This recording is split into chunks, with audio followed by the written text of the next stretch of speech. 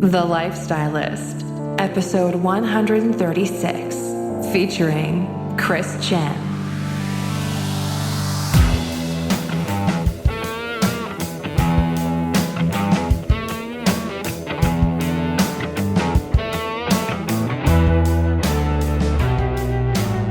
I'm Luke Storey, a former celebrity fashion stylist and founder of School of Style.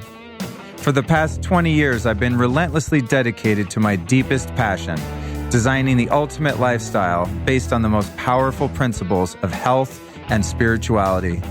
The Lifestylist podcast is a show dedicated to sharing my discoveries and the experts behind them with you. If you've been listening to the podcast for a while, you've heard me talk about the amp coil. And if you haven't, just listen up.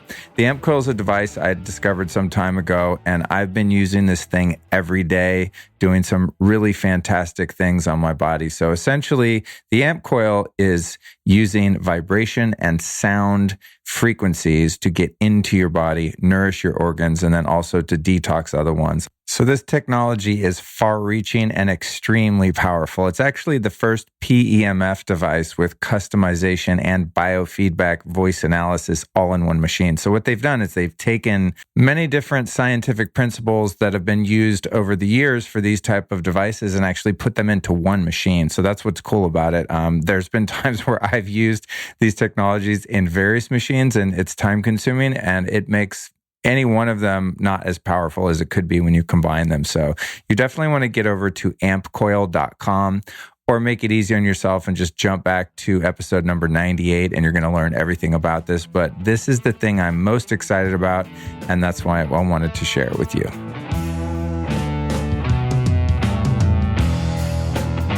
All right, you guys, I've got a favorite new product to let you know about. You know I'm into the green juice by Organifi, right? Take that shit every day.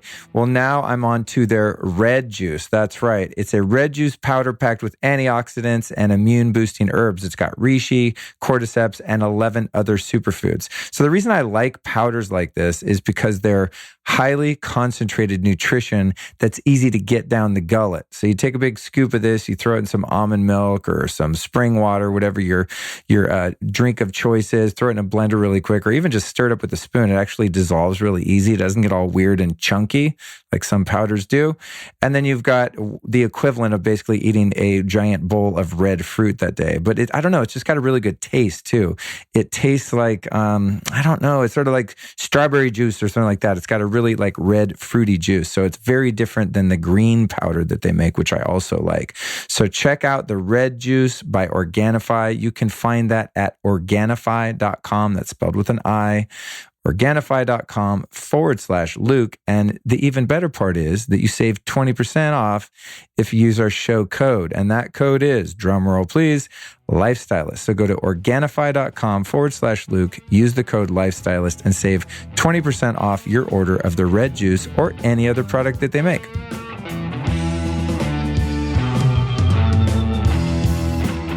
What's up, my fellow cosmonauts? I'm stoked to bring you this week's episode with Chen. It was recorded in New York City, and it is on fire. You're going to really dig this one, especially if you're into alternative and ancient medicines. It's going to be a mind blower for you. All right, before we get into this episode with Chris, I'd like to invite you to join me next Tuesday with my... Before we get into this episode with Chris, I'd like to invite you to join me next week for a monster episode with Matt Maruka, the millennial biohacker. He doesn't know that I call him that yet. He's going to find out when he hears this. But I think dude was like, 17 or 18 or something when we recorded this also in New York City a few months ago. And he's like one of the smartest biohackers I've ever met in my life. And we sat down in my hotel at the Standard, the meatpacking district, and we went literally all night. I think we went like 3 or 4 hours. It was total madness. And I think you're going to really enjoy that. So tune in next week for the Millennial Biohacker show with Matt Maruka. Okay, a couple upcoming events. This weekend, I'm going to be speaking at Paleo Effects in Austin, April 27th through 29th. So it's your last chance to come hang out with me and a few thousand other people into ancestral health and wellness and all of that. So you can go to lukestorey.com/events to get your ticket. And here's what's up. If you're walking around PaleoFX and you see me, don't be a shy weirdo. Come up, tap me on the shoulder, say what's up. Let's hang out. I'm going to have my recording equipment with me there, recording a bunch of shows out in Austin. So I might just throw your ass on an episode if you have something interesting to say. So definitely come say hi at PaleoFX. All right. And then listen, in this episode and every episode to follow, especially next week's with Matt Maruka, there are going to be tons and tons of really valuable links dropped in these conversations. And I don't want you to miss out on all of the resources. I work really hard to ask tough questions that have good answers. And I try to get, really specific links and recommendations from the guests. So in today's show with Chris, you're going to learn that. Next week with Matt, you're going to hear tons of stuff that you can never, ever remember. I don't want you to have to screen grab, time code, try to write stuff down. So just join my damn newsletter. It's really simple. Here's how you do it on a USA phone. Text the word lifestylist to the number 44222. I've been announcing this on every damn show. You should have done it by now. If you haven't, do it right now. Open up your text and put in the number 44222 and then just simply text one word, lifestylist, and you'll get prompted to enter your email. If you don't have a US phone, go to lukestorey.com/newsletter. If you don't want to mess around with all of that and you still want to get some value and some entertainment and education, you can follow me on Instagram. My Instagram is very simple. It's at Luke Storey. Don't forget the EY. You're going to see a little picture of me wearing a funky little hat on there. You'll know it's me. I'm about to hit 30,000 followers. So help me get to that number by following me on Instagram. I do tons of really wacky stuff on my Instagram stories because frankly, I know that shit's going to disappear in 24 hours. So I do and say things on there that are totally inappropriate and probably even borderline offensive at times. So if you want to get on the action, follow me on Instagram. All right, on to our show with Chris. Enough about me and my social media.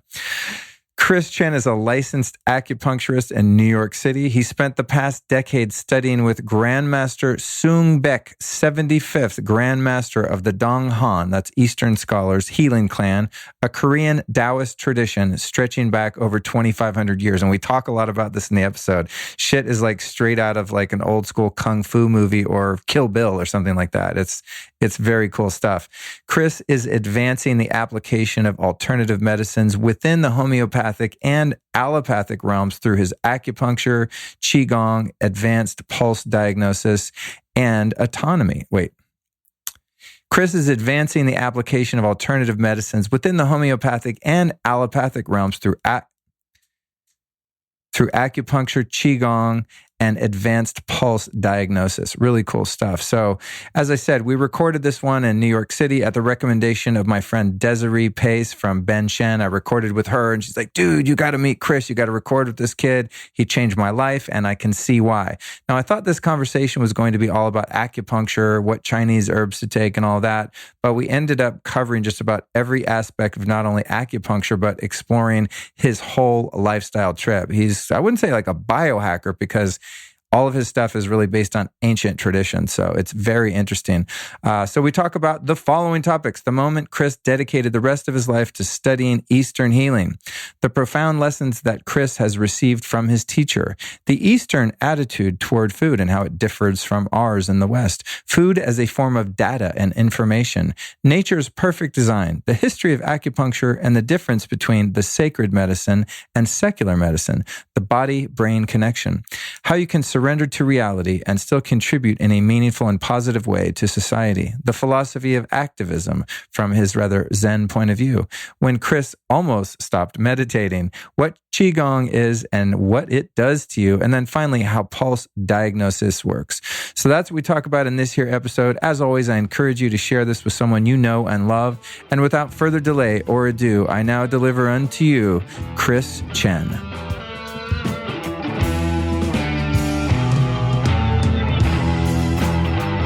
Welcome to the show, Chris. Thanks for having me. Yeah, dude, I'm excited to meet you. Excited to see you. How old are you, dude? 36. Oh, you are? You look super young. It's crazy because when I was reading your bio on your site and stuff like that, and just the way Desiree talks about you, I almost thought you were going to be this older guy. You know? So I've been studying with this teacher for 10 years, Grandmaster Sung, and he's like probably 67 now, and he looks like he's in his late 30s. And the way he can tell like who his students are and who they aren't, the ones that are doing all the exercise and like the self-discipline, they all like stay looking about the same age as they were when they started. And the ones that go there for the knowledge but don't practice, they get, we get older. So in the traditional sense, you are studying with a master then. Yeah. How did you find this guy? Totally by accident. I was a young, cocky yoga teacher in the city, living my life and just like thinking that I was really embodied. So that was a good way of being. And I decided I was going to go to acupuncture school because teaching yoga only takes you so far. And I think it has an expiration date. Like you're in, working with people all day long and you can get tired. And I knew that I wanted to be able to do something else.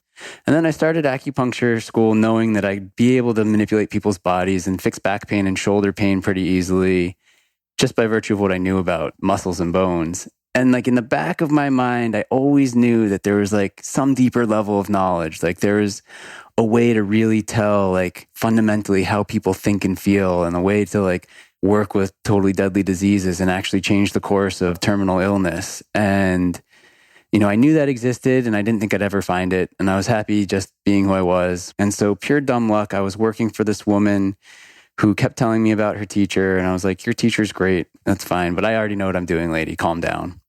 So I walked into her office one day and there was this Korean man sitting in cowboy boots and Taoist robes and a cowboy hat. And he wore the same type of Carhartts I always used to wear. And I instantly liked him because of his Carhartts. But he looked at me and he said, I've been waiting to teach you something. And I freaked out. I was like, no one teaches me anything. F you. Anyway, that day there was 2 patients. He took one woman's pulse who had breast cancer. He was taking her pulse with one hand and writing down all the notes with his other hand. And I could tell by how he was taking her pulse and how much he was writing down. I was like, oh crap, this is it. Like, this is the real deal. Like, this is the thing that, you know is possible, but you never would commit to. And after 20 minutes of taking her pulse, he spent the next 2 hours unpacking this woman's whole life story, from how her mother's condition was when she was in utero, all the way to like trauma that happened to her as a child, things that she started to break down crying and said, I've never told anybody that stuff that happened to me. What? And I was just like, had this feeling of like total excitement and total dread inside my body, knowing that no matter what, like I always thought I could be the best. But at that moment, I knew no matter how much I dedicated to it, I would never touch this, but I was committed to doing it for the rest of my life. Wow, that's a great story, dude. And I love the Asian disciplines. It's like that Karate Kid thing where, like you travel up the mountain and he lives in this little cave and he won't take any students on, and then you're the chosen one. And then I think I like even like in the yogic traditions, there's that sort of lineage, there was a teacher way back when and he taught this one and it was handed down to this one. And completely. Those esoteric teachings, I've always been into that. I mean, it's almost represented in Star Wars. Oh, it's absolutely. a similar but kind Star of thing. Wars, supposedly George Lucas had like a Taoist master helping him, like when he was writing the script, to like help him like with all the ritual and like the, really? Even the way like the lightsabers work. Like there's a lot of that kind of like idea of charging a Tai Chi sword with your energy in order to fight properly with it. So wow, that idea of lineage and the way things have been passed on and legacy is cool. Totally embodied in it. It's cool because I think the things that are true and real do last. Mm-hmm. I've been into this health scene and stuff for a long time, and I've seen so many different trends come and go, and different superfoods that are like the miracle food, from goji berries to like, what was that, mangosteen juice, and like every like multi-level marketing company comes out with this new superfood. I mean, I've watched it come and go. Veganism comes and goes. Paleo thing, well, I don't know if it's gone, but it came, and the things that work seem to stick around. Yeah, I mean, the proof is in the pudding, so to speak. Yeah. It's like, if it's sustainable and it actually like, and health is really this idea, like there's a lot of consumerism in it right now, but if it's going to make you feel good, you'll remember it. Like hopefully all this health stuff is just to make it so that you're more aware of what you need. I mean, all of us is born with a terminal condition called life. Right. And then in that life, like what's the only resource we're spending is time. So what are we going to do with that time but try and really maximize the experience of it?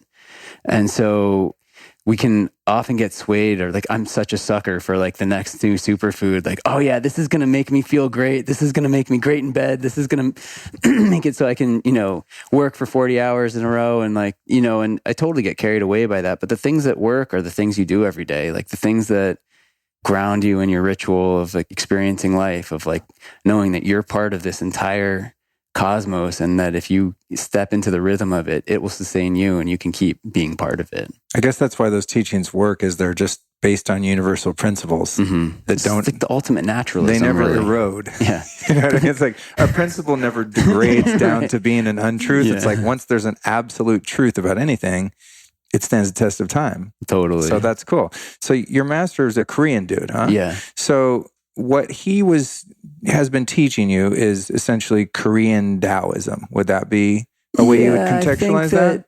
You know, Taoism in general is not something I know a lot about. I mean, I've read the Tao Te Ching, right? Like I kind of get that, but I really don't know much about the history of like Chinese Taoism, Korean. Like, how do you break that down in a general way? It's kind of hard because if you talk to any Asian, depending on where they're from, they'll say that they're Asian. You know, Japanese Asians will be like, it came from here. Chinese Asians will say, no, it came from here. And Korean Asians will say, oh, no, we were the ones that invented it. And then there's like this idea of kind of like Taoism for practicing religion and organizing society versus Taoism as a way of organizing medicine and understanding nature and understanding the cosmos versus Taoism as a way of like, you know, managing a whole political system. So in that way, it's like Confucianism has all these like flavors of Taoism in it because it's like, well, when we organize society in this kind of hierarchy, everything works better. But the real, like, you know, in the Tao Te Ching, it starts like the Tao that can be spoken is not the real Tao. Right. I love that shit. Know, I love, like, speaking of Star Wars, the Tao Te Ching is very Yoda. You know what I mean? It's like everything's backwards and inverted. Everything you see is there, but not. Yeah. But the idea of Taoism really, for me, like when I see, like, take the deepest parts of what my teacher teaches is really that if you look at nature, it's perfect. There's nothing wrong with your situation. So if you're here for a reason. First, you have to surrender to accept that this is how it is. And then once you totally accept that this is how it is and it's that way for a reason, then you can start to generate the awareness and the knowledge to move from that position to a different position. Right. But so it's the ultimate kind of naturalism, really. Like, right. I was really into Tom Brown and tracker school for a while and sort of Native American ways of like tracking food and like being one with your surroundings. And it's very similar in that way. Like every single thing has a resonance. And because it's resonating and you're resonating, there's some sort of common resonance and you can sense everything if you drop into it. And that's naturalism, really. What are some of the more profound lessons you've received from your teacher? Oh, wow. There's so many. There's like almost this experience. I study with him once a month and it's almost like I go there and, you know, sometimes he'll be doing like Qigong and teaching us movement the whole time. Sometimes we'll be sitting on the floor for 20 hours at a time, like in lecture, just learning stuff, like almost out of a book. You know, often it'll be like some problem I've been trying to work out about how people are, like what's something about who we are as humans that I don't understand. And it's like the answer comes down and something I would have spent a whole lifetime thinking about just got answered. So I can like forget about that one and move on to the next thing. But essentially, it's really about what we're doing here. The human body, like when we're looking at health, it's pretty simple. Like you're a series of tubes that like to be filled and emptied at various intervals, and somehow that creates a meaningful existence. And then, so at the very basic level, the moment you're born, we got to make sure the airway gets cleared out, your heart beats properly, and that you start breathing. And then your first instinct, and no one ever wants to remember this, is that then you like crawl up to your mother's breast and try and suck her dry, you know, and then you get weaned eventually and try and forget about that for the rest of your life. But that life, like sustaining this kinetic energy machine that's our body, is actually a pretty simple mechanism in a lot of ways. We overcomplicate it with all sorts of thoughts and concepts and feelings, but really it's a series of tubes that need to be maintained, and the integrity of those tubes has to be maintained in order for life force to sustain. So your lungs need to stay intact, your blood vessels need to stay intact, your skin needs to stay intact, and there needs to be just enough permeability in all of those membranes for life force to keep going. But if they're too thick or too thin, like then that balance starts to go away. And it seems kind of nihilistic to look at it that way, but it's profound in terms of like really dealing with people at a life and death level of existence. Like how do we just make sure that, you know, when somebody's really sick, that they can still take in energy and nutrition into their body? How do we make sure that they stay breathing even if they don't have the neuromuscular impulse to keep their diaphragm moving? Interesting. I like that concept of that we're sort of this collection of tubes. At the end of the day, that's very true. And there's a weird thing about that too, in that those tubes since they're closed circuits, aren't really inside your body in a sense. You know what I mean? Right. It's like your whole digestive tract is a closed system. I mean, unless you have leaky gut, I guess, but it's separate from your insides. It's this but own it's actually thing living inside you. It's actually trippy. a totally open system though, because like from your mouth to your anus, really, we could send a tube all the way through and it would come back right, out but again. it's closed off to the rest of your body. Right. Yeah. You know? It's like your gut is actually on the out. It is in the universe, and like the inside of your body's on the other side of your gut. So even though it's inside you, it's outside of you. Does Chinese medicine or the Taoist approach to medicine address leaky gut? Is that like an ancient thing, or is that a relatively new phenomenon? Of course. I think 2,000 years ago or 3,000 years ago, like, the jury's still out on when acupuncture really got codified. It's like, there's tablets that say this and that, but acupuncture's been around for a while. And back then, nutrition was actually the biggest problem, like not enough nutrition, people starving and not having access to the right kinds of foods or eating rotten food. There wasn't refrigeration. It's like nutrition's been the problem the whole time. It's why, this is more Chinese Taoism than Korean Taoism. Like China, like the symbol is like Middle Kingdom. And basically it was like an agricultural society. It was based on the lunar calendar. And it was the reason it's such a rich society is from a very, like, in ancient times, they figured out ways to stabilize food production. And so, what to eat and what to grow and how to heal problems through the gut has been probably the more of the primary focus of acupuncture, except to, as a battlefield medicine too, to get people fighting, but more how to make sure people stay nourished and can stay healthy to keep working and building projects was the reason it was there. And so in Asia in general, like they have a really different attitude towards food than we do. We look at food as a way of like our stylistic expression and democratic choice. In Asia, they look at food as like, even if they're eating the wrong thing, it's like, no, you have to eat this way. This is what we do. If you eat that way, you're like, you don't belong here.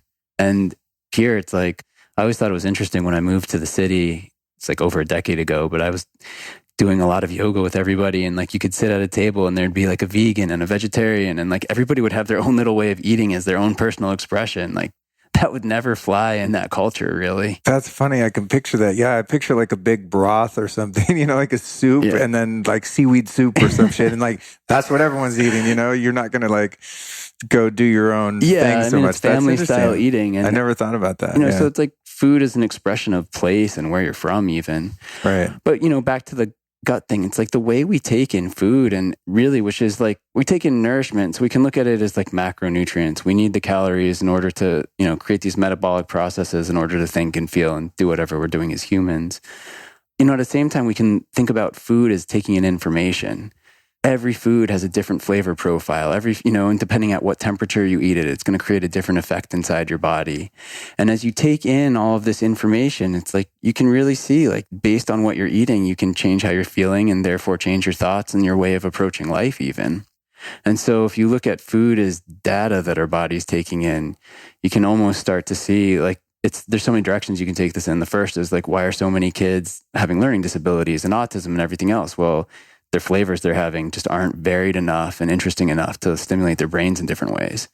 The other way to look at it is like, okay, people aren't taking in a lot of flavors. They're not taking in the flavors of their surroundings. So their body's assimilating this energy that's not from the place that they're interacting in. So the energy's not synchronizing properly. That's funny. I just interviewed someone the other day and he was talking a lot about that, like eating in accordance to your position on the equator. Right. Which you can pretty much do if you really just try to eat local. Mm-hmm. It's sort of like whatever's in season. Which is how it was done until the last 100 years. Yeah, but that there's actually a deleterious effect to your health if you live in, Alaska and you're eating bananas in January that are imported from fucking South America or whatever. Like your body doesn't understand. Like you said, food is information, right? Your body gets that data and that information and goes like, what? No, this is a foreign substance now. Whereas if you lived on the equator, you could be eating coconuts, bananas, fruit, like all the carbs. Right. You could live on glucose and get all that sun and probably be really happy. Yeah.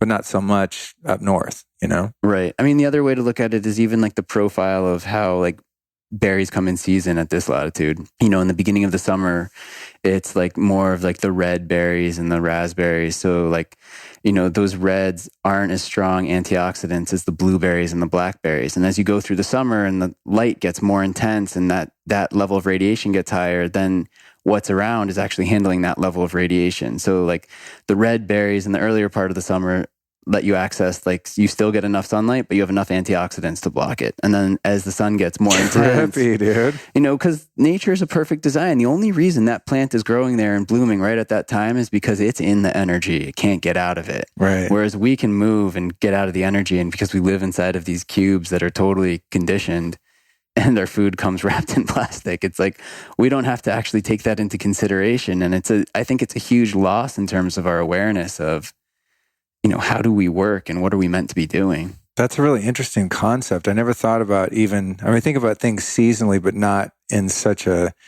microscopic way that like when we're getting more solar radiation, the antioxidants that nature provides in our environment are actually become stronger. That's a trip. I was just up in Shasta.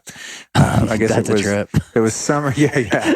It's amazing, dude. I went to a farm up there where I get a lot of my food. It's called Belcampo Farms. And I wanted to get a closer relationship with, not like all the food I eat is from there, but most of it is like meats and stuff, right? And so they have this really super, super ethically humane, beyond organic farm. Sounds awesome. Yeah, it was cool. So I was a vegetarian for 10 years and I stopped just because I just couldn't do it anymore. I just didn't feel. I did it for 3. I was weak sauce. I just couldn't.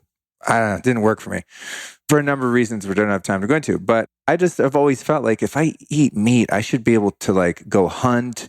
I should be able to see a slaughterhouse. Like I really want to have that experience and see if consciously I can still do that. And so I went to the slaughterhouse. I did the whole thing. I mean, I didn't kill anything myself, but saw the whole process. And anyway, the point I was getting to is while I was up there, I got to do something I did when I was a little kid. Well, 2 things actually, and that is I went and collected spring water from the headwaters of the Sacramento River, which is, I find springs wherever I go. I mean, if I had a car in New York, I would find a spring upstate or something.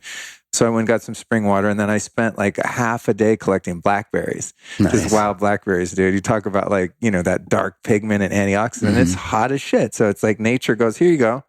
It was really fun because there was actually springs running through the blackberry patches. So they were like spring-fed blackberries, and there was a lot of bears around. So there's like bear dung all over, and I was just like having a wild human experience. You know, getting like scratched up and bloody and just like digging in. You know, I came home with like a huge bucket of them, and I ended up eating them for about a week. But there's something really magical about wild foraging and, you know, getting food from nature, whether that be a fish or, you know, berries or whatever.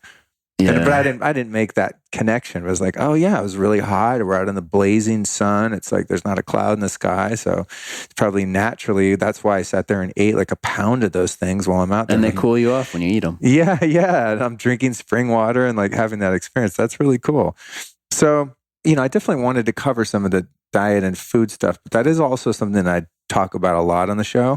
And so I want to know more about acupuncture specifically. There was a time years ago in one phase where I was attempting to deal with some reoccurring back pain that I've had forever, basically.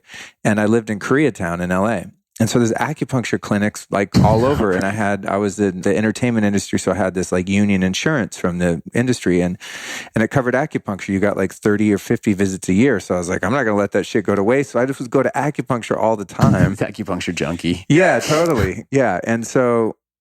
And I liked it. At least the guys I went to, for whatever reason, it didn't really cure the issue with my back, which who knows, maybe it's like structural or probably a combination of that and some inflammation, because this is the time I was a vegetarian. I was very inflamed as a result of that diet. But one thing that always happened is I got super blissed out and just passed out so hard. They put me on the table and I'd be like, I'd kind of feel the needles go in. And then it's like, I would wake up, you know, an hour, and they would, in the places I went, they would leave you there and just be like, okay, bye. And I don't know how long I was out, but I would just like, I'd have headphones on listening to like spiritual audiobooks and stuff. And I would come to and I'd just be like, oh my God, I needed that. It was almost like, I wonder, have you ever looked, does it create a certain brain state? Like, do you go into a theta brainwave situation or whatever? I mean, it doesn't always happen, but that would be the goal. Because even if you don't know what you're doing acupuncture wise, if you can get someone to take a deep breath and relax a little bit, their body already knows what to do. Right. You know, and so it's like, well, a specific problem. It didn't fix that specific problem of the back pain. That's, you know, maybe there's something else going on, but it did relax you enough to give your body some rest and like probably help your immune system and help you relax and, just restore yourself a little bit.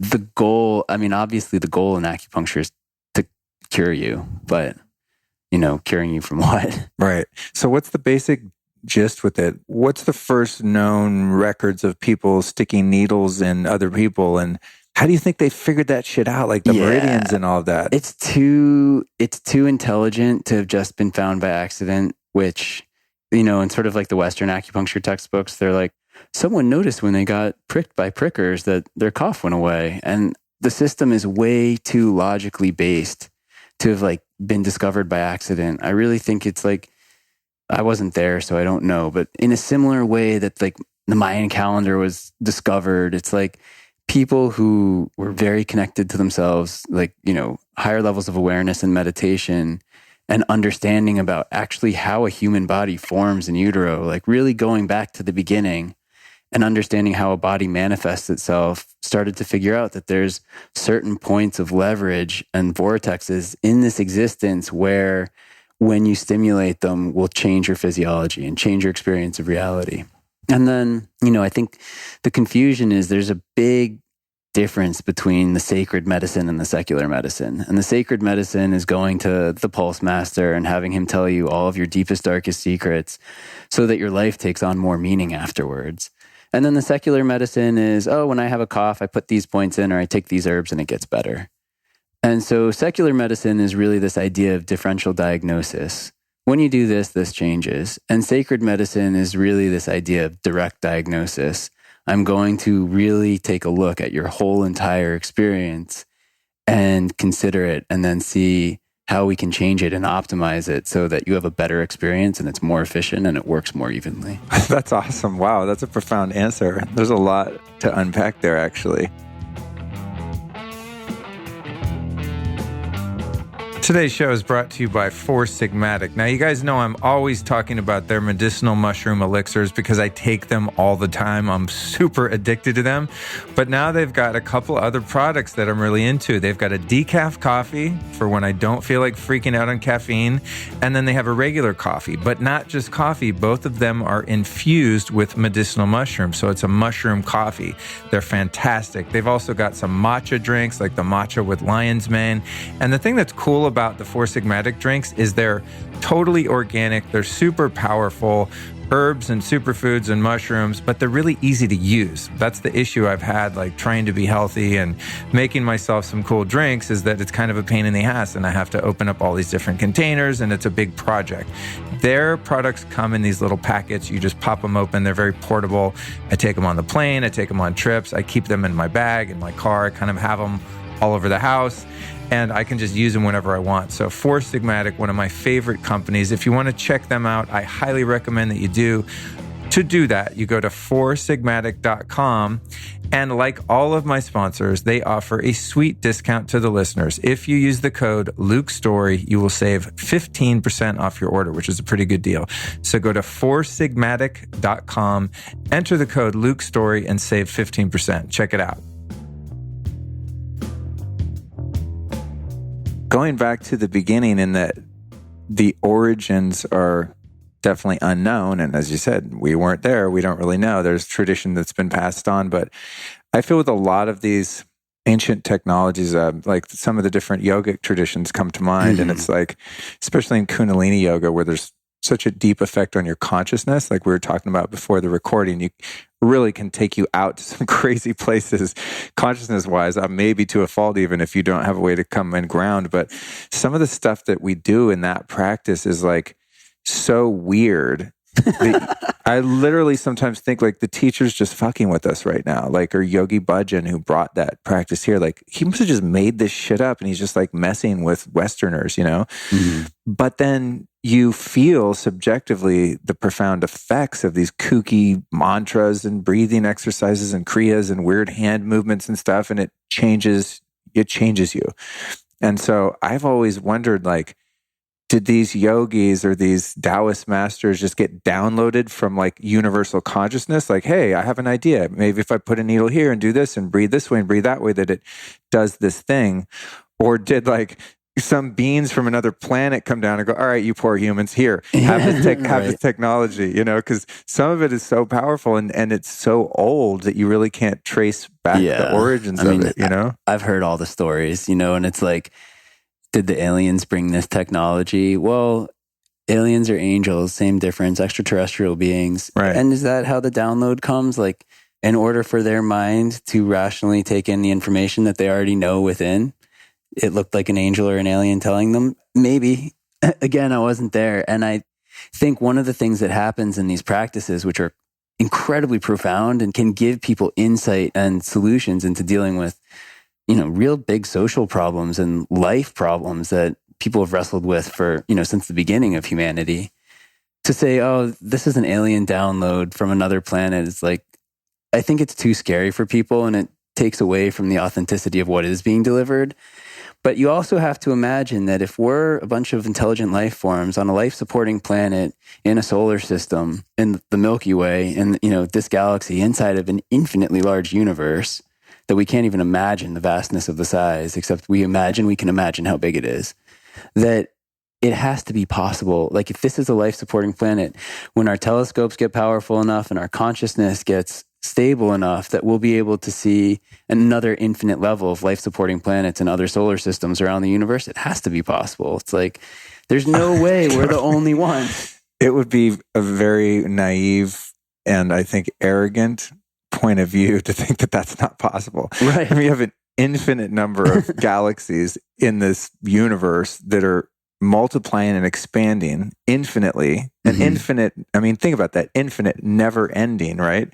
And number of infinite, dimensions. right. I mean, that's the thing here that's like, I might be a little woo-woo leaning, but I mean, dude, right here in this room, we have no idea the type of energies that are present. And I mean, like, can you see the Wi-Fi in here? No, not with the naked eye. I mean, there are an infinite number of dimensions. So therefore, entities and angels and all these things that sound really kooky to a rationally minded person, they're actually very plausible because our spectrum of awareness is so narrow. I think that whatever designed us gave us our five senses and limited us to that for the most part. I mean, some of us are clairvoyant and clairaudient and all this kind of stuff. But for the most part, like, we're stuck in this pretty linear, physically, materially oriented awareness because it would be too overwhelming for us to be able to see past lives. And, like, that's why each lifetime is sort of its own little chapter, because it's just too much to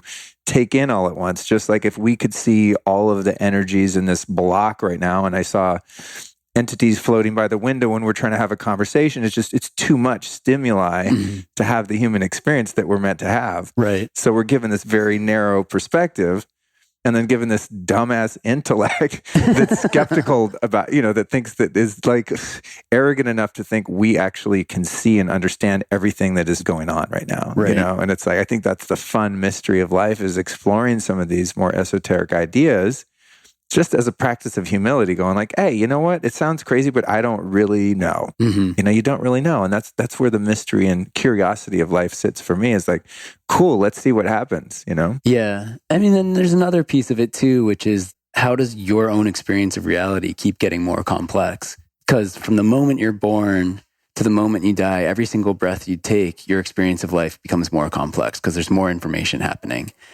So from your first birthday to your second birthday is the same amount of relative experience as from your 20th birthday to your 40th birthday. And in that way, how do we take in all of this information and learn how to chunk it and compress it so that we can make sense of all the complex things that are happening? And what if, like, it looks like we're living our own human life, but we're only part of a smaller substructure of a much larger existence of humanity that has this mission that each individual isn't really aware of, but as a whole, we're getting there anyway, because there's this communal consciousness around it. And like, so then like the human lifespan, it's like, at the end of the day, like, humanity might exist on this planet for another 5 or 6 billion years, and, or not. Like, human experience from your first breath to your last breath, your life keeps getting more and more complex. And then our ability to really like stay dynamic and part of our whole experience of reality has to do with how well can we chunk all of that information into manageable bits so that we can utilize it in order to make good decisions based on what we're going to do next. And so that process of learning is like, how do we stay young? We keep learning how to handle this complexity of information in better and more efficient ways. And then in terms of like the human lifespan, it seems like, well, I'm living my own human existence and I'm making decisions for myself because I want to be a good person, and, whatever other story I have about what I'm doing that's, inconsequential. But maybe humanity itself is working towards some bigger process that it's completing that no individual can be aware of, but humanity's going to do that anyway. The collective consciousness is moving us in that direction. I like this sort of global thinking. I don't mean literally like the globe, but is that zoomed out perspective. Because I think without that very broad perspective, it's so easy for us humans to get caught up in the melodrama of like the politics and the wars and this and that. And oh God, we got to save the world. Like the do-gooderism that's sort of born out of like the naivete of thinking that me as one person am responsible to save the world.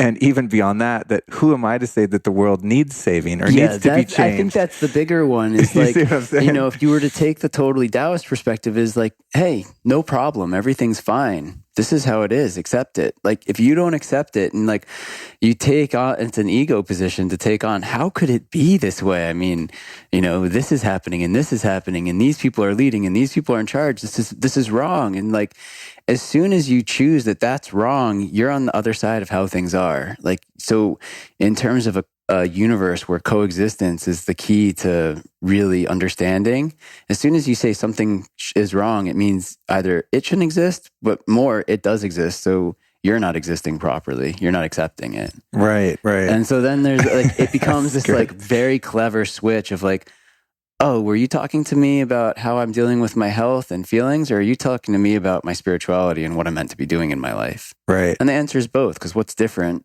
Even like this whole idea of like, oh, the body-mind connection, like, let's connect your mind to your body, pay attention to how you're feeling. It's like, do you think with your brain? Like, how you feel totally affects what you're going to be thinking. So if you're feeling good, you're going to have nice thoughts. If you're feeling bad, like your thoughts are going to be pretty negative. And so we create this whole story about what's right and what's wrong, but then our feeling changes and we can have a totally different experience. Yeah, I think for me, my entire spiritual practice in whatever form that takes at different times in my life, like really the sole purpose of it is to recontextualize reality. Nice. Not to change not to try to change reality, because that's the root of my problem in my life has always been like, I'm wrong, you're wrong, she's wrong, he's wrong, the fucking world's wrong, everyone's wrong. And then that condemnation and that judgment inevitably is going to swing back around to me in the form of self-loathing and shame and all of that. And that's really probably the root of it, why I'm projecting that out onto the world and thinking that everyone needs to do it differently. When from the surrendered path, it's like, everything is exactly the way it's supposed to be. And then all of a sudden reality is totally different. Like when I checked into this apartment, I selected this particular one because in the interior of the building, it was really quiet. And I grilled the lady that rented it to me on like, is it quiet? Does it face the inside? Yeah. And then I check in. And as we were noticing earlier, the flat next door is totally under construction, like 4 floors of it. And so I check in. I'm like, oh my God, this is beautiful. I can see the sun. There's trees. I'm watching the squirrels. The AC cranks. It's got really high ceilings. And it's a beautiful apartment. For many that I've seen in New York aren't this nice, And then I'm sitting here like about to meditate and I hear, and they start running the buzzsaws. And it was like, okay, so am I going to fight that reality? It's like my fighting it and making them wrong and wanting to call the owners that you didn't tell me there was going to be construction and blah, blah, blah, making this huge thing. Or can I just go, okay, fool, there's some reason that this is happening. And it's giving me an opportunity to change my perception of it. Like, can I really just focus on all the things that I like about this place? Right. And then I have a totally different experience. And all of a sudden I'm really happy. And I start looking at the beautiful lighting. And there's a guitar here that's a Guild acoustic. I think it's the exact goddamn model that I have at home. It's like someone brought my guitar for me. There's these magical things that are present if I step out of that zoomed in view of the way I think things are supposed to be. And then even in terms of and I want to ask you some about this too, because there's a conundrum within this that I haven't quite solved. But when you go from a more macro view at planet Earth and our human experience here, there's so many things that are so easy to say, this is wrong, that's wrong, there shouldn't be suffering and famine and sex slaves and, all of the horrendous horrific things that we experience on the lower spectrum of human life. But if that contrast wasn't present, we would have no way to grow. See what I mean? If we all came to Earth and it was utopia and we're all singing fucking Kumbaya and drinking green juice and doing yoga and there is no war and there are no presidents that we don't like and all of this stuff that we deem as bad and that we need to change, then what would be the point of being here? It's almost like sending a PhD quantum physicist back to kindergarten. You know what I'm saying? It's like that idea. If everybody was okay, like who could we be more spiritual then? Right. Okay. So there's that, which is like, sort of a non-attached way of interacting in the world. But then there's also the intention to have a positive impact on the world. So like, where does the acceptance and the surrender end? And then being somewhat proactively positive and contributing good and harmony and love to the world end. So it's sort of like I'm working with, well, how do I just cultivate it within me? And then that sort of has a ripple effect on anyone that I interact with, but I'm actually not out trying to be, a cause for change because I don't think the world needs to change. I need to change. Mm-hmm. In other words, I guess I'm saying, how do you be surrendered but still contribute in a meaningful and positive way to mankind? It's a really fair question. I think like for me, it's like, why did I become a healer? And, it's like the story I can tell myself is like, because I want to be a good person and serve people. But it's like, mostly because I'm really insecure and I don't want to look bad or, and then you can flip it the other way. It's like, if I'm driving in traffic and somebody cuts me off, it's much more useful for me just to be like, hey, fuck you. And then have that person say, fuck you back. And we both express our energy. And like, that was actually how that exchange happened. It was a sharp energy. And like, we both get to have an experience. That's it. Or like, I get cut off and it's like, nope, I'm going to hold this. I'm going to keep trying to make the world a better place. I'm not going to express this energy. I'm going to deny myself my own experience that I'm actually having, which is like, yeah, sex slavery is bad. Like, tragedy is bad. Environmental destruction is bad. Like, why is it bad? Because when you look at it from like a macro perspective, like this doesn't really allow for life to happen as effectively as it could. And so how do we just like really allow those levels of expression? Like it's not so much about the morality. It's like to let things be the way they want to be so they can have the experience they were meant to have. And so, these structures of power and in the health and wellness spectrum, I mean, you can see there's this, I'm definitely guilty of it, this hunger of like wanting to consume all the knowledge and all the best things to have the most intense and, euphoric experience of reality. And like, I totally want that too. Like, I love being in altered states, whether it's through like meditation, acupuncture, or, plant medicine, whatever it is to like create a different experience of reality. I love it because I love to experience that. And I love to be in the experience, sharing that with other people. At the same time, like, does it need to change? It's like, it first needs to be accepted no matter what. And like, are you really going to change it or are you going to allow for it to change itself? If you asked your old and wise teacher if you should go out and try and change the world, what would he say? No. He would say, that's totally ridiculous. It's fine the way it is. That's awesome. That's awesome. Yeah, I don't know. That's just something I ponder. I think about this stuff a lot, because it's not like I'm a fatalist by any stretch. I think I just, I look at mankind as sort of one living organism on this planet and that we're at a state, we're always in a continual flux in our stage of evolution as a species, right? And so even thinking about like saving the planet, and I love nature, dude. I mean, I love swimming in bodies of water. I love the sun. I love trees. I love forest bathing. I mean, That's so weird. I love the planet and I don't fucking litter. I just recycled, okay? She doesn't have a recycling bin in this place. I carried my garbage outside. I went into the garbage with my bare hands and dug out my recycling shit and separated it. Like I do whatever I can to not have a negative impact. But at the same time, how can I be so arrogant to think that humans are supposed to last? Like, were the, right, exactly. Were the dinosaurs supposed to be here still? Should I have gone back and tried to save the dinosaur? No, nature wanted the fucking dinosaur to go away. So perhaps we could be more prolific here. Well, maybe something else is supposed to come in a couple of billion years and take us out, and all my recycling is going to fucking stop that because a new dinosaur is going to emerge and evolve and, go through its own evolution, right? So it's like, I mean, I don't know. I just don't think that I'm intellectually that on point to know what's good for us. So I just try to not have a negative impact on anyone if possible, including the planet. Yeah, But then on the other hand, though, dude, right.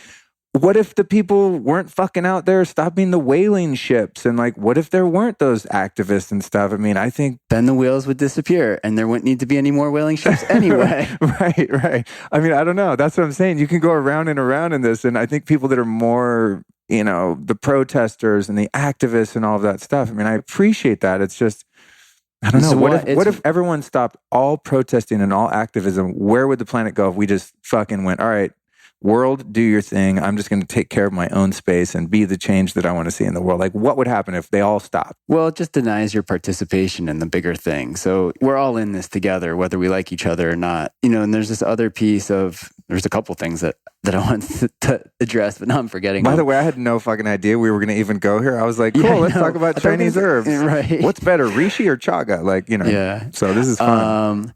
Like for me, I have this story about meditating and it sort of sums it up because I've been struggling with this for a while. The same problem that you're bringing up. Do I like try and be a good person and not make waves? Or do I try and just, be whoever I'm going to be? When I was 11, I got taught how to meditate. And when I was 14, I was like really depressed in high school. And I just decided I was going to meditate every day. And so in high school, I was like a closeted meditator because in high school, you don't want to be different and weird. And then in college, I was like the kid that meditated because I thought it would get me laid more.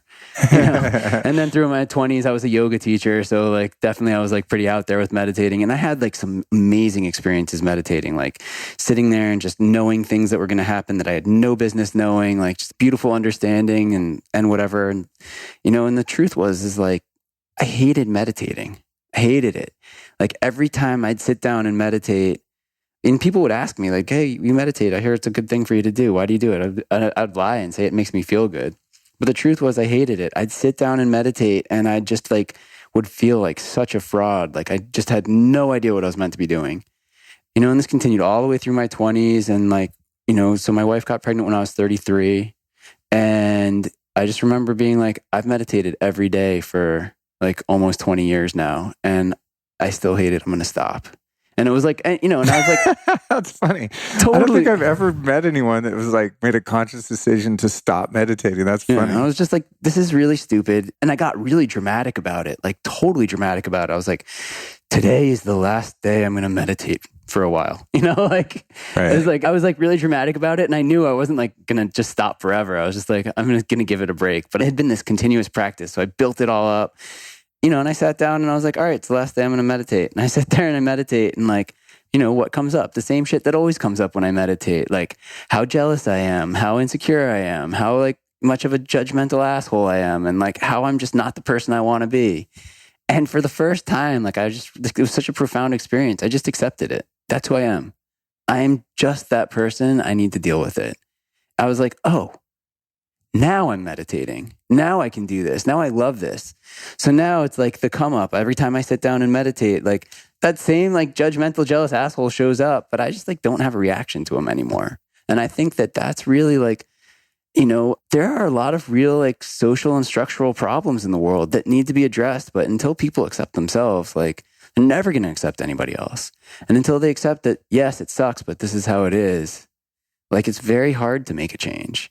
And I think like in that way, it's like, do you want to make a profound difference and change? It's like, accept where you are. It's like, yeah, I'm a white man in a world that's like racist and, homophobic and sexist and everything else. Like I'm the perpetrator of all the violence. It's like, and I don't think it's good, but I have to accept who I am. Wow.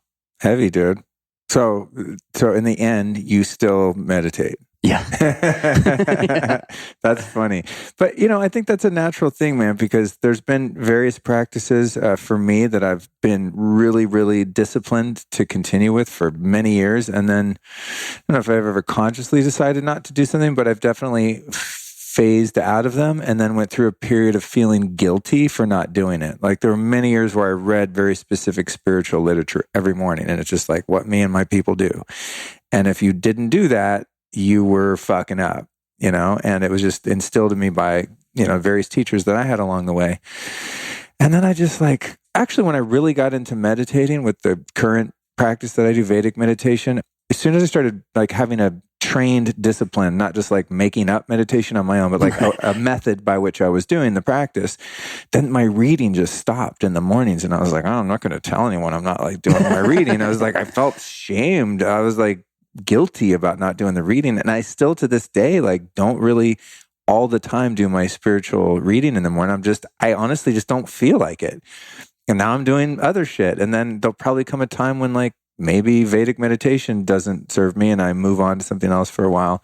But I was interviewing Emily Fletcher last night, who's the founder of a place called Ziva Meditation, and that is now in Soho, which I didn't know when I went to head from the Upper East Side there. I thought she was in Midtown. I was like super late. It was a disaster. But because she's a meditator, she was like chill. She's like, okay, you're super late, but I'm going to roll with it. And we had a great time. But I interviewed her another time and she said something that really stuck with me. She said, Luke, you know what? I value my meditation so much that there is literally, and I'm not even kidding, there is no amount of money you could give me to pay me to stop meditating. Like it's just invaluable.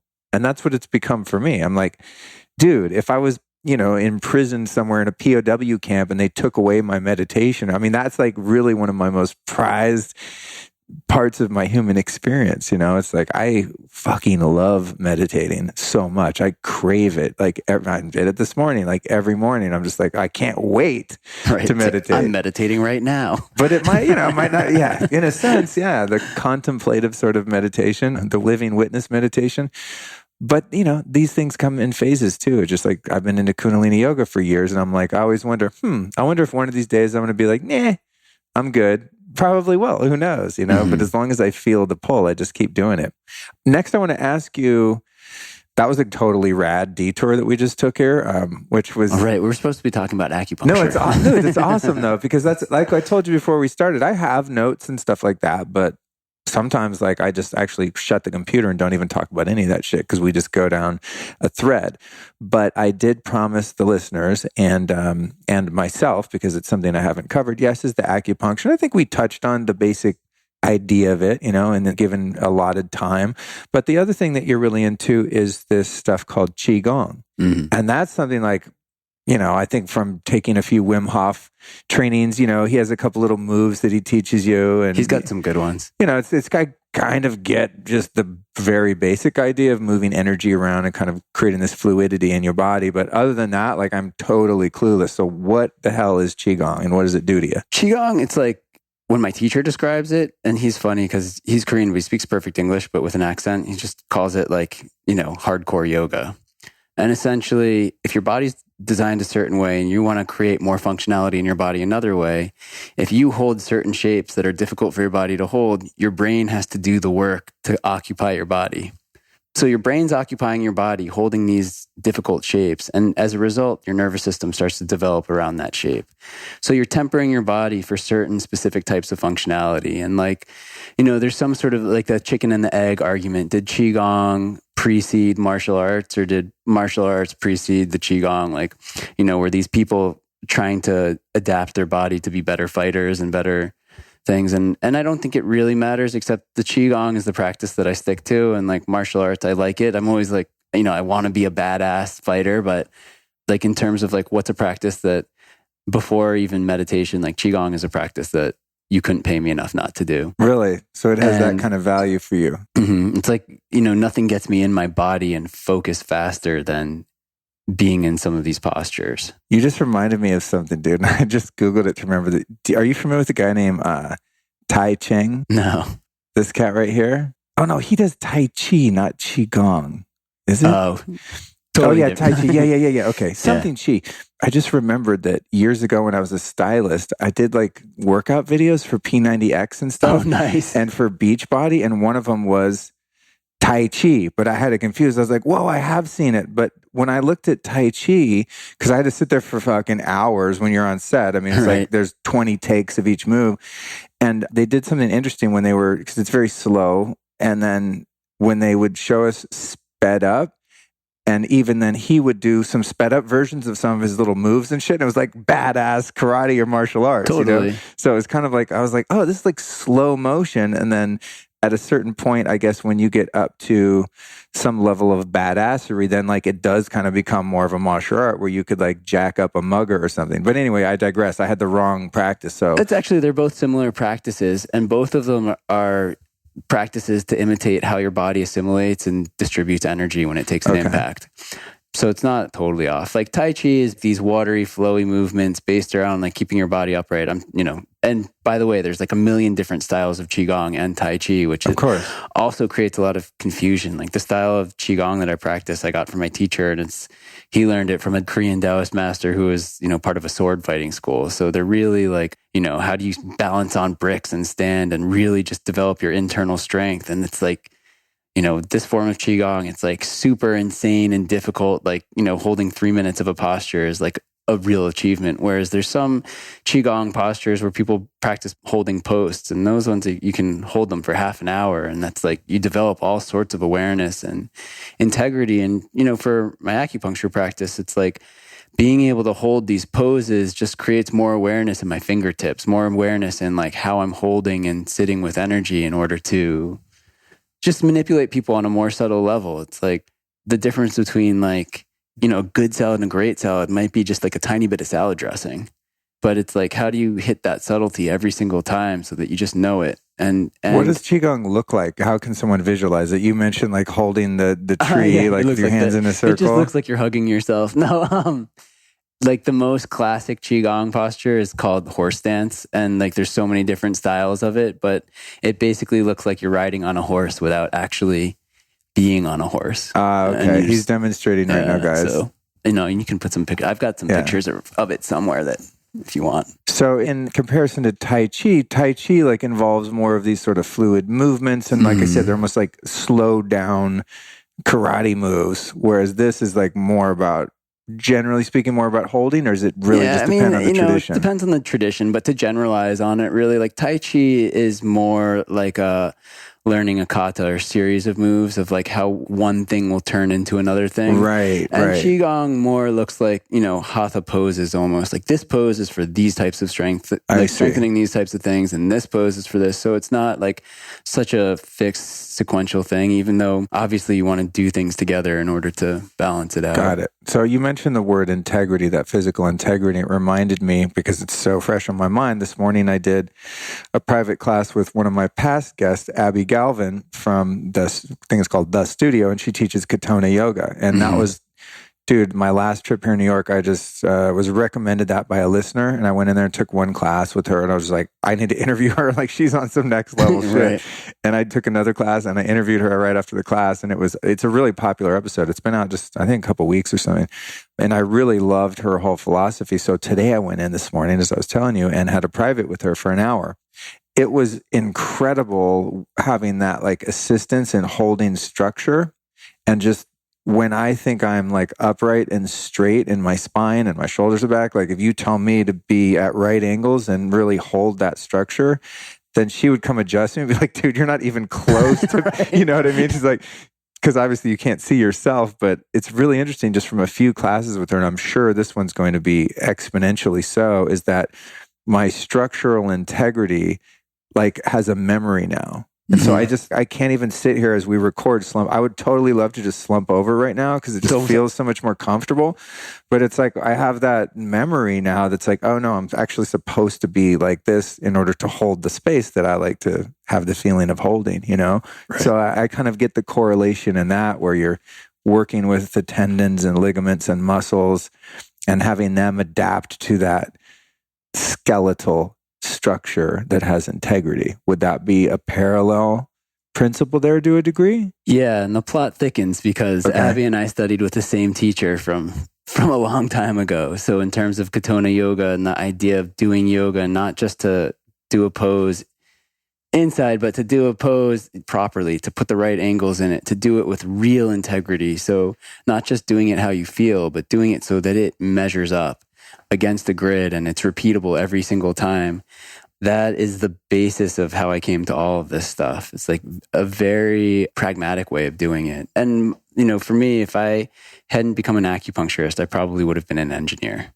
So I'm, very much into like causality and seeing how one thing leads to another. But yeah, definitely. I think my attraction to Qigong was that it had this element of a practice I'd already done for a long time. Interesting. And the thing that I find so interesting about that too is that it doesn't take much to get a body to evolve. Like, you've been sitting in a slouch your whole life and someone actually just puts their hand where you're not aware. As soon as you're aware of it, you can't not be aware of it anymore. It's like reading. Do you remember what it was like to look at letters and not know what they meant? Right. Form phonemes out of it. It's like, can you be in your body in the inefficient way that you were doing it before when you can have this more efficient way of sitting and breathing and being? Yeah, especially when you feel the limitation of your lungs. That was the big thing I noticed today. She's like, yeah, you don't have any access to your lungs because you're slumped over. You're all self-conscious. Like, wait, where are they? Yeah. And I thought I was doing some like deep breathing because it's quite uncomfortable. I think the parallel maybe that sparked my correlation there was that you really, like in the Katona yoga, especially with her working one-on-one, she gets you in this thing. You're all strapped in. There's blocks, there's sandbags. You're fucking twisted around some chair. And then you just chill there for a while, It's like you're not holding the pose because you're being held because you're getting assistance to keep the structure in alignment. But it was like, it's actually pretty hard to maintain something that from afar, you're like, you're not even doing anything. That's got to be easy. Right. So it sounds like Qigong has a similarity. It's like it does. It doesn't look like much is happening, but it's neurologically totally exhausting. And as a result, like, empties out your brain really quickly. So, in that sense, exercise being like exorcism, like all the stress you're carrying around when you do those difficult things that make you think in ways that you don't normally think, those are the best kinds of exercises. Right. So how often are you doing Qigong in your private life currently in these days? I do like 10 minutes every morning. Not a lot, but cool. I always hit that 10 minutes and then it keeps me pretty healthy. Yeah, awesome. And then one thing I wanted to touch on too was in traditional Chinese medicine, there's two funny things that a practitioner will do when you go to see them to get like a diagnosis. And one is they have you stick out your tongue. I always get like, oh boy, oh wow, ooh, well, they're like super freak me out. And then the other is your pulse. Mm-hmm. And the practitioners that I've been to over the course of my life, which have been quite a few, they're like, okay. And then they go onto their shelf and they have these buckets of like bulk herbs. And then they make you a little paper like lunch sack of herbs and tell you to boil it and drink this many cups a day. And I like that. I think because when I was a kid, I grew up in the Bay Area and my mom used to take me to Chinatown and I love the smell of the herbs and the big jars of giant ginseng roots and stuff like that. Like I've always just thought that was cool. But what's up with the pulse reading and things like that? Like you mentioned, the masters can tell you about childhood trauma and like go even deeper than just, oh, you have yeast or some shit. Yeah. Well, I mean, actually, it takes a pretty good person to be able to really clearly see if you have yeast or something like that, too, even. But pulse diagnosis in Tibetan Buddhism is considered like the highest level of attainment in terms of really like a meditation practice. And pulse diagnosis, like, to explain the mechanics of it and why it works and why it's so fascinating is, again, back to the beginning, your body is a series of tubes, fluid-filled tubes that are all connected to each other. So anything that happens anywhere inside of the sac of your body, this fluid sac of your body, any sort of friction, any sort of like resonance that's happening, what happens in one place, you can hear it every place because the pressure of all that fluid touching itself transmits that frequency really well. Wow. And then so in pulse diagnosis, basically, there's a lot of like, first of all, like the way you learn how to do pulse diagnosis before you can really even see anything is you have to like error correct for feeling your own pulse in your fingertips. Because, obviously the person doing the diagnosing has a pulse too. Right. So you could be getting like a double signal in a sense. Right. And so you have to error correct for your own pulse, which, takes a little bit of time because, some people just have a hard time putting their awareness in their fingertips even. And then you're feeling, generally we feel a patient's radial pulse on their wrist. And in that pulse, we're making a calculation, like in that place, it's an echo of every other place in your whole body. And based on the length of certain wavelengths, the altitude and the longitude and the depth, we can make calculations as to where things are happening in the body and then calculate what exactly is happening in those places. So when you're like visualizing the pulse wave moving under the fingertips, it's a sine curve moving under the fingertips. And so essentially it's really a lot like calculus and differentiating differentiating what's happening in the slope. If the slope's moving too steep, it means heat's moving from one place to another really quickly. And then on that slope, if there's a texture inside of the waveform, it can tell you, is it secreting hormone, right? Is this organ in this place secreting a hormone? Is it porous? Is it dense? Is the tissue opening or closing? Is it cold or hot? Is there like a foreign body there, like virus or bacteria or fungus or, spirochetes are a big thing these days. Can you calculate like how is nutrition moving through the body? Did they just eat something that's making them feel comfortable and like letting their blood start to flow better? And is it relaxing, or is it causing inflammation and taxing their blood sugar? And so all of that you can determine by really consciously looking at how is the body handling every bit of stimulus it's dealing with right now. Damn, that's a trip, dude. How long have you been working with that? 10 years. Wow. Is your teacher like super badass? Yeah. I mean, he's, as far as I know, Take he's your the pulse best in and the be world. like, you angry at mom? Yeah. I mean, at that like level of precision, it's like he can calculate like, oh, you know what? Though like he has, patients on pretty specific diet protocols, like he can pull out like, oh, you're not eating carbohydrates. You ate, pizza and a Coke yesterday. It's like, the echo of the caffeine and the fat from the cheese and like everything's already wow, dude, embedded in it. Wow, that's crazy. And then like, for me, I'm pretty good at seeing like, okay, this is what's happening now. Like he can pull things that happened like, at the beginning of life, like 20 years ago, and still sense something that happened. I mean, wow, that's fascinating, dude. Which then like, it just seems supernatural. Wow. That is awesome. I love that. And then what about the tongue thing? We don't really look at tongues. It's kind of gross. Well, I mean, it's like, I have an office in Manhattan. Like everybody, like, it's like, what's the new thing is matcha latte. There's this place down the street from me and there's these great matcha lattes. But it's like everybody's sticking out their tongue and it's green. And I'm like, whoa, you got the fuzz. Like, That's funny, dude. Yeah, I always think like with the tongue thing, when I've been to see a practitioner, it's like violating for some reason. I'm like, I don't want it. Like sticking out your tongue and having someone look in your mouth. It's kind of weird. I never really liked it. If you think about it, it's kind of like, it's the inside. It's, right. It's personal. Yeah. So you're more into the pulse thing. Okay, cool. That's really interesting. So as we come to a close here, unfortunately, we have to do that because there's 2 more recordings I'm doing. Oh, you got a big day today. Oh man, I don't know why I do it to myself, but it's for the people, man. It's for you, listener. Yeah, keep it up. What are your real feelings about it, though? No, Get them out now. Dude, you know what? It's actually so fun. It's exhilarating and exhausting. Because the people that I get to meet, it's crazy that the time I get with the people that I get time with, that I would either have to pay or would be unavailable. But when you have a podcast and some people listen to it, which thankfully they do more and more on mine, it's like people are willing to sit down and share what they know. And so I'm just like a sponge for information. Nice. I just literally, like yesterday, I had so many profound experiences with my 3 guests. I learned so much. I mean, it was like being in a freaking seminar for me subjectively. And same thing today. You're my first one, then there's 2 more. Awesome. Great ones coming. So no, I love it. Now it's just the thing that's challenging is like, then comes like, putting all the notes in the computer and doing the intros and the outros and like, oh God, that part is just the one thing I wish I could outsource. Conversations are amazing. Yeah. I want to just like upload the file and be like, cool, there's an episode, but there's like a series of other things that come along with it. But such is life. So last question is, who have been 3 teachers or teachings that have profoundly affected you in your life that you might be able to recommend our listeners go check out for themselves? Oh, that's easy. Naveen Mishan and Katona Yoga, where Abby is. Thomas Jones at Paradox Process. And then third one, my teacher, he's really hard to get in touch with. You can't find him online anywhere. So I'll stick with those 2 for now. And then hold it, because I do want to bring my teacher's teachings forward, and I'm working on releasing some of that stuff. Awesome, dude. Great. Thank you for that. You answered faster than almost any guest. Usually people are like, whoa, oh man, they get like really flustered. You just fired them off. That's great, dude. So I'm glad I didn't have a 4th teacher. Right. And then lastly, where can we find you? Give out any URLs, websites, social media, anything you'd like to promote so people can find your work. So for work, my website is easternscholars.com. And I think I have a Facebook page. I will by the end of today. Awesome. Well, we'll put it in the show notes and people can easily look you up. That'd be awesome. All right. Thanks for joining me, dude. Thanks for having me. Yeah, man.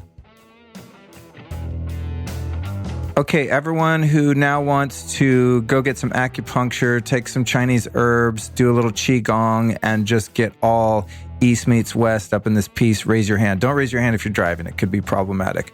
I think everyone's probably kind of interested in the stuff that Chris was talking about at this point, right? I know when I did this interview, I was like, wait, I want a master to teach me all of the ancient ways, all of the secrets of the universe. What an interesting story Chris has. Very cool guy. We really hit it off. He's just such a knowledgeable yet humble person. I really enjoyed not only having that conversation, but of course, sharing that conversation with you. Don't forget to sign up for my newsletter. You can text the word lifestylist to the number 44222. If you want to go online, you can go to lukestorey.com/newsletter. As I said earlier, give a follow over at the old Instagram. I think you'll enjoy what I have to offer over there. Not just the photos, the pretty retouch shit. I'm talking about the back end, the stories, the Instagram lives. In fact, when I recorded this very episode with Chris, I broadcast the whole thing, the good, the bad, and the ugly behind the scenes on my Instagram, on Instagram Live. And I do that for almost every single episode. So you might just be out and about wanting to play hooky from work or school and escape a little bit. Go into my Instagram and be like, oh, word, Luke's got a live going on. You see that little red, that little arrow, that little play button situation going on. And you might just find yourself watching, the real deal behind the scenes, raw episodes in the works, and you get to see kind of how I have my notes and all the mistakes I made, and when the gardener comes in the middle of a goddamn recording and I freak out, and everything that happens that you don't get to hear in the polished, finished product that you're listening to right now. So that's over at Instagram at Luke Storey. Let's thank our fabulous sponsors without whom this show, nor any show of the Lifestylist podcast, would be possible. First up is Longevity Power. Man, Christian Bates, old school homie of mine. These guys make really powerful, and not only powerful, but delicious herbs, and they have numerous health benefits. Chris is always like, dude, talk about the benefits. I'm like, wait, doesn't everyone know the benefits of goji berries, maca, reishi? What has he got? Pearl powder. He has just about every Chinese herb, Ayurvedic herb, but not like in small doses. I mean, like you can take tablespoons of that stuff if you want to go hardcore like me. But his stuff is really powerful. It's the type of herbalism approach where you actually feel it. You're not like, oh, I don't know, did it do anything? Dude, if you take like a teaspoon of his really dark chronic reishi powder before you go to bed, you're going to sleep like a beast. So there you go, Chris. If you're listening to this, there's one positive benefit of one of the products. But no, seriously, his stuff really works, and it's very economic because it comes in bulk in these big ass jars. So it lasts quite a while.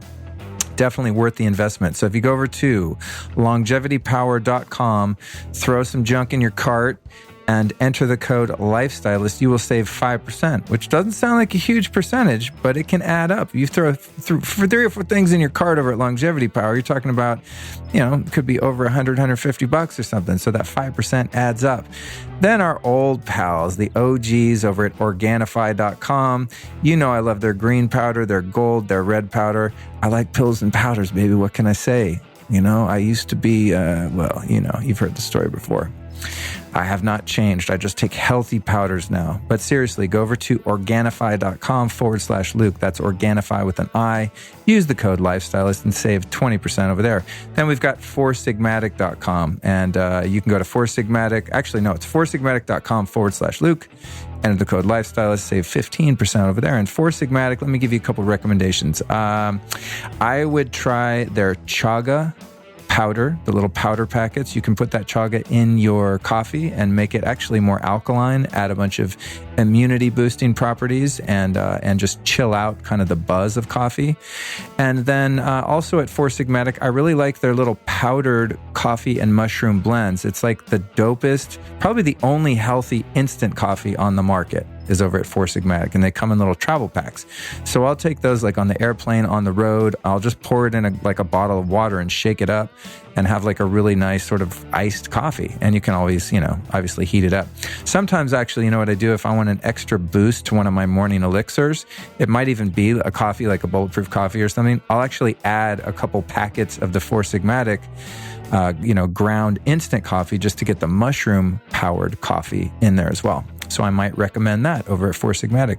So there you go. And just know, not only are you supporting your own health when you support our sponsors, but these guys will keep buying ads on this damn show, which keeps the doors open here at the Lifestylist Podcast. So it's good for the brands, it's good for you, and it's good for the show, which is good for me. So keep it real with our lovely sponsors over there. And as always, I encourage you to share this show and any other to follow with someone you know and love. Thank you so much for tuning in, and I will catch you on next week's episode. I'll catch you next week with the millennial biohacker Matt Maruka. This episode of the Lifestylist Podcast was produced by podcastmasters.net. Hey, are you a musician who listens to this show? Well, listen up, all right? Put those musician ears on blast for a second. I've got an announcement for you. I recently ran into a listener to the show at an event, and she said, "Wow, I love the show. It's amazing. It's perfect." I said, "Thank you so much." But as always, I asked the question, what can I do to improve it? And she said, "Well, to be honest, I'm getting a little tired of your theme song reoccurring throughout the show every single episode." And I said, "You know what? I love that song, but I am too. So I'm going to go ahead and seek out some new music. I'm going to record some myself. I'm going to hit up some of my friends, but I'd really like to have a plethora of new music that I can rotate in and out of the show. So if you'd like to have your music featured on the Lifestylist Podcast, go ahead and shoot me an email to info@lukestorey.com with a link to some of your songs. And if I think that'd be a good fit, I'll answer your email and we'll see what we can do. And just to be clear, I am looking for royalty-free music. If I could afford to put some Stones on the show, I would do that, but I do not have a budget for commercial music. So if you'd like to promote your music and it's a good fit for the show, again, send an email with a link to info@lukestorey.com. Thanks so much.